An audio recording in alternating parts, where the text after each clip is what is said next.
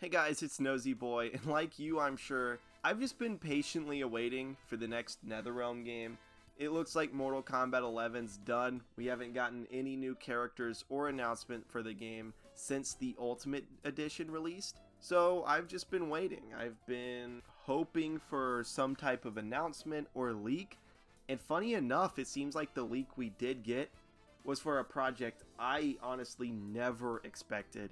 According to some pretty decent sources in the gaming world, Netherrealm is working on something Marvel right now, whether it's Marvel vs. DC, or maybe it's a Marvel character in the next Injustice game, or maybe it's just an outright Marvel game. I don't think there's a lot of clear answers as to what it is. And even Ed Boon has been coy and cheeky about teasing Marvel.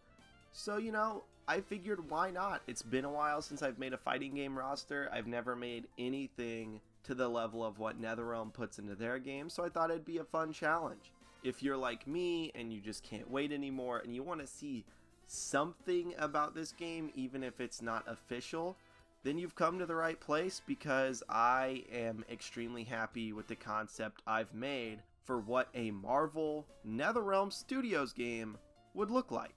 So the first thing I really wanted to focus on was my overall vision for the project. When I think about the fun NetherRealm games, my brain instantly goes to every game from Mortal Kombat 9 to Mortal Kombat X. Injustice 2 and Mortal Kombat 11 both had mechanics that were just very frustrating for me. Mortal Kombat 11 really stripped away a lot of the meat and potatoes to those characters' movesets.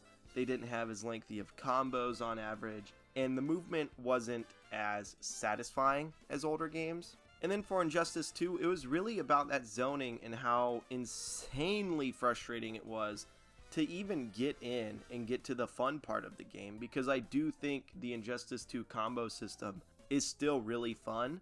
And then there are the combo break mechanics of like Flip Out in Injustice 2, which evolved into Breakaway. Those are stupid. Just bring back Combo Breaker, or what I prefer is Clashing, that you can only do on the second health bar. I do think the Marvel game should play a lot like Injustice. I like the idea of having 2 health bars. I want Sprint to return from Mortal Kombat X though. There's a lot of sprinting done in Marvel movies in general, Surprise, surprise, superhumans run pretty quick. And that would be a great way to deal with the large screen space with Injustice. And I really do think that this game would play a lot more like Injustice than it would Mortal Kombat. No more passive meter gain. This feels very mobile gamey for me, and I don't agree with rewarding players for just sitting there in a fighting game. The Cetrion that's just sitting full screen and chucking rocks is getting as much meter as the characters that are actually rushing in and doing combo strings and block strings. Those characters still get the same amount of meter, and that's insane to me. Also, it's very important to me that we don't give meter just for throwing a projectile. You should get meter for hitting the projectile. Even if it's on block, I think that would make sense. And give a lot of the zoning characters, make their fast projectile like a high one, so they can't just spam a mid projectile and get a ton of meter on block. Make it very easily duckable so that rushdown characters aren't completely screwed. The big thing with Injustice is that it has a very large screen space to cover, and because of that screen space, the keep away characters are at an inherent advantage because you have to do so much work just to get in. I feel like we should be rewarding rushdown players. Give them some mobility, give them high damaging combos, make it easier for them to get the kill once they get in, and don't make it impossible for them to get in. Also, I do want a slightly smaller screen distance from Injustice 2, but I'd like it to be bigger than Mortal Kombat 11. I'd like it to be a happy medium. And then literally everything from Mortal Kombat 11's online play. The online in every NetherRealm game since MKX fixed its netcode and added rollback has been perfect. The only addition I would make would be the addition of crossplay that's universal between Xbox, PC, PlayStation, and even the Switch. But yeah, that's really all I want mechanically, and that's my overall vision for the Marvel NetherRealm game. Now let's finally get to the part I know most of you are tuning into this video for.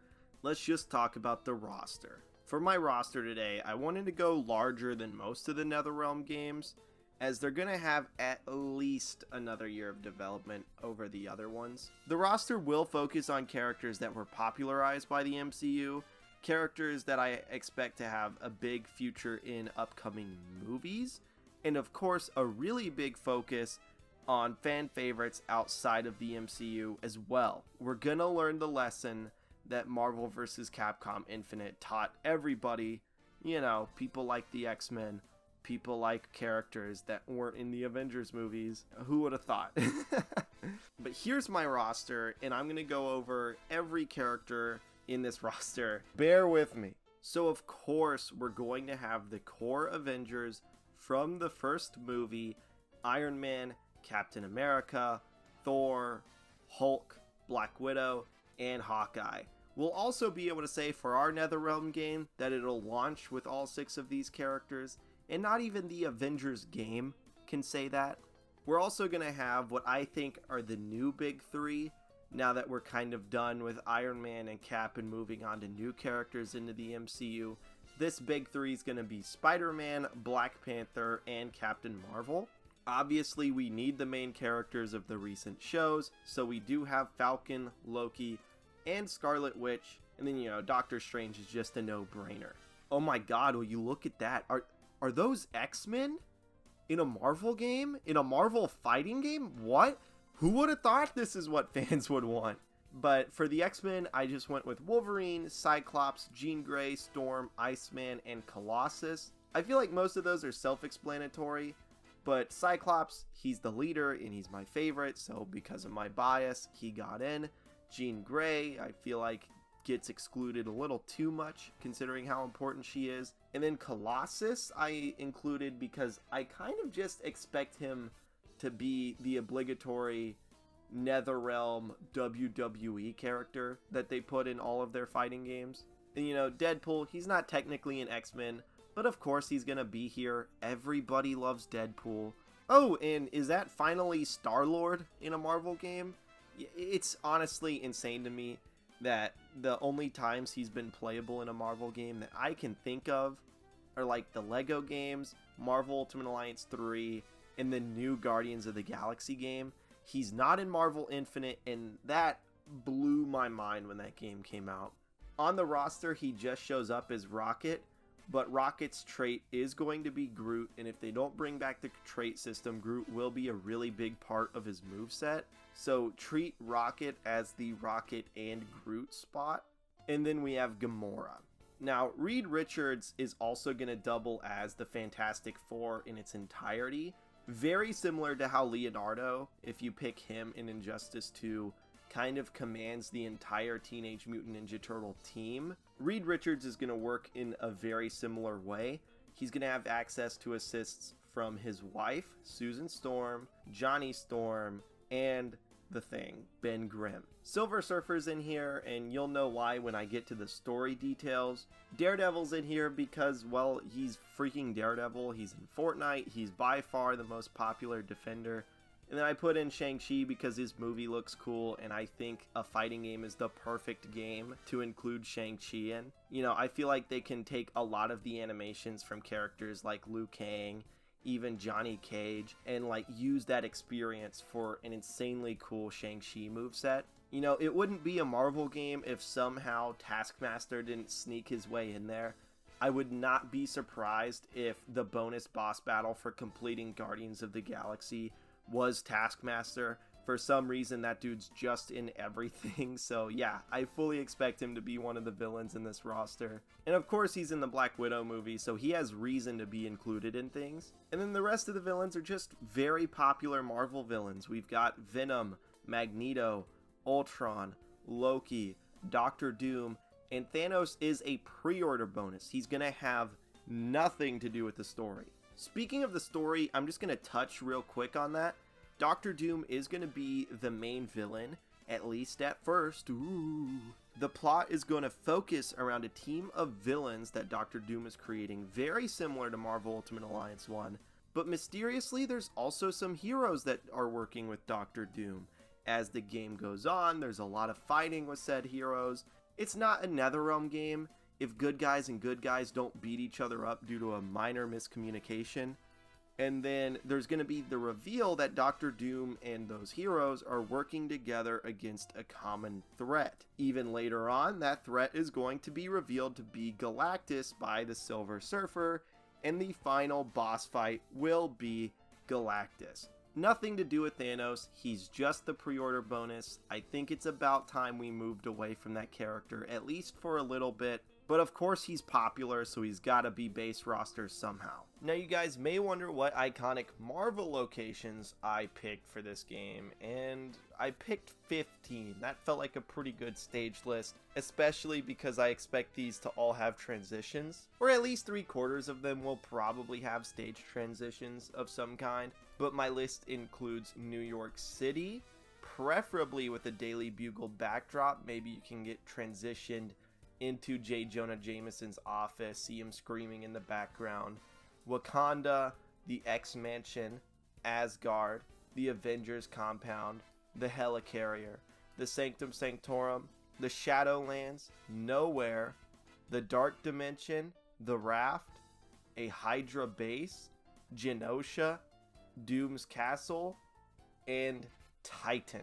So overall, just I think the 15 most iconic places to Marvel, especially right now. And I feel like a lot of those would work really well with the story.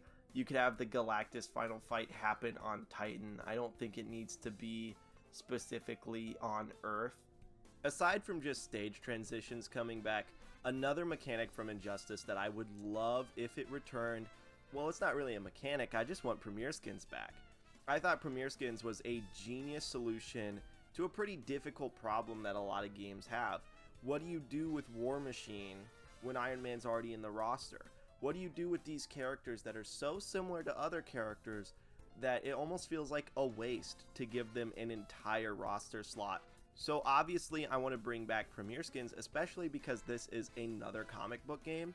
And comic books are pretty well known for having villains or other heroes that have very similar abilities to other characters in the Pantheon. I picked 9 Premier Skins for my concept, and these Premier Skins are Miles Morales for Spider-Man, War Machine for Iron Man, Kate Bishop for Hawkeye, Iron Fist for Shang-Chi, Nova for Captain Marvel, the US Agent for Captain America, Super Skrull for Reed Richards / the Fantastic Four, Jane Foster for Thor, and then finally Lady Loki for Loki. And that just about covers all of the content in the base game, so let's move straight to the DLC. Now before you leave a comment, there's absolutely a character that in hindsight should have been part of the DLC. Ghost Rider just got in because I'm biased for him and I love him a lot. I think his design's insanely cool. He was one of my favorites to play as an Ultimate Marvel 3, even though he's pretty bad. And I ended up putting him in this roster, but Ghost Rider should have been Blade 100%. There's no argument to it. Blade should have been in this DLC or in the base roster, and that's my bad. So before you leave a comment, I know I fucked up, okay? But you'll notice a few things about this DLC roster. One of them is that there are no guest characters. I actually don't think it's guaranteed we get guest characters in this game, even though it's a Netherrealm game. I mean, think about how often Disney plays nice with other companies. You know, Disney characters do cross over with other characters in games like Fortnite though, so I don't think it's impossible. But to play it safe, I just added more Marvel characters. It also made the character select screen kind of tacky when I did put Darth Vader on it, so that's why there's no Disney-owned characters on here as well. So the DLC I picked are Winter Soldier, Ant-Man, Miss Marvel, Gambit, Ghost Rider, and Mysterio for Character Pack 1. And for Character Pack 2, we have The Vision, Quicksilver, She-Hulk, Moon Knight, Icarus, and Baron Zemo.